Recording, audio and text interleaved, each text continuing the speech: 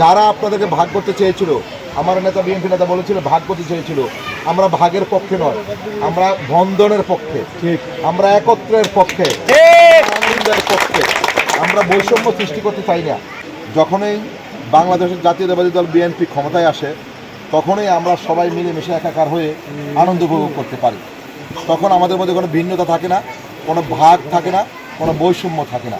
আমরা দেখতে পেয়েছেন আমাদের প্রিয় নেতা তারেক রহমান শুধু লন্ডন থেকে বারবার আমাদেরকে তাগিদ দিচ্ছেন, তোমরা তাদের পাশে যাও, তাদেরকে সাহস দাও, তাদের আনন্দ উপভোগ করো, তাদের সাথে আনন্দের সামিল হও, যাতে তারা কখনো মনকে যেন ছোট না করতে পারে, যাতে তারা কোনো নিজেকে প্রতিবন্ধীভাবে থাকতে না পারে, তাদের মনে সৎ সাহস যোগাও।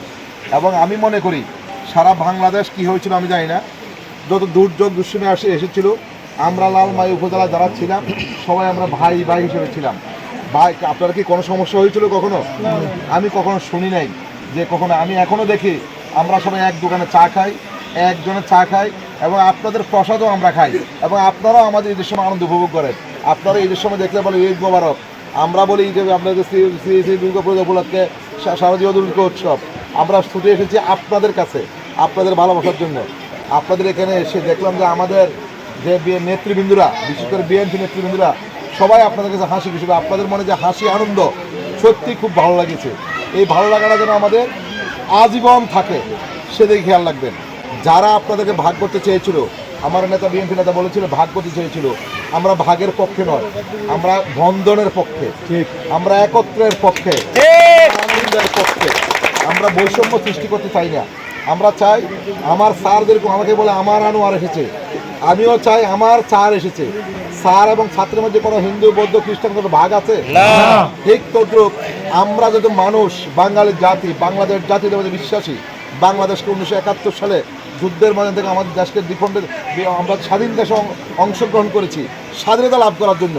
এই স্বাধীনতার ভাগ শুধু মুসলিম খাবে না, এই স্বাধীনতার ভাগ এই দেশের মানচিত্রের সাথে যাতে সম্পদ আছে সবাই পাবে। আমরা যারা ষড়যন্ত্র করে দুই একজন, ষড়যন্ত্র সবাই করে না। ওই দুই একজনকে যদি কোনো কেউ ডিস্টার্ব করতে আসে, কেউ কোনো প্রকার আপনাদের সুযোগটা কাজে লাগাতে আসে, আপনারা ধরে বেঁধে রাখবেন, আমরা এসে এর আইনের ব্যবস্থা নিব। আমরা আপনারা মনে করবেন এই সমাজ নয়, এই দেশ পুরাটাই আপনাদের সাথে আছে। আমরার মধ্যে কোনো ভয় ভীতি থাকবে না, কোনো লজ্জা থাকবে না, কোনো প্রকার হতাশা থাকবে না, কোনো প্রকার আমাদের মনের মধ্যে কালিমা থাকবে না। আমরা থাকবো কি সবাই ভাইয়ের বন্ধনে থাকবো।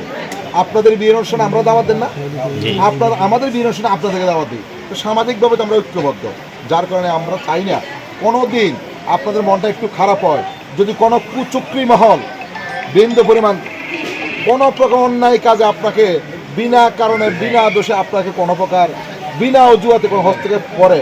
আমি আশা করি আমাদের নেতৃবৃন্দ যারা আছেন সবাই প্রতিবাদ করবে। আমি আমার প্রিয় নেতা তারেক রহমান, প্রিয় নেত্রী বেগম খালেদা জিয়া, আমাদের বাংলাদেশ জাতীয় স্বেচ্ছাসেবক দল কেন্দ্রীয় কমিটি সংগ্রামী সভাপতি এস.এম. জিলানী, সাধারণ সম্পাদক রাজীব আহসান এবং কুমিল্লা দক্ষিণ জেলা স্বেচ্ছাসেবক দল সংগ্রামী আহ্বায়ক সৈয়দ মেহরাজ আপনাদেরকে শারদীয় দুর্গা উৎসব উপলক্ষে শুভেচ্ছা জানিয়েছেন।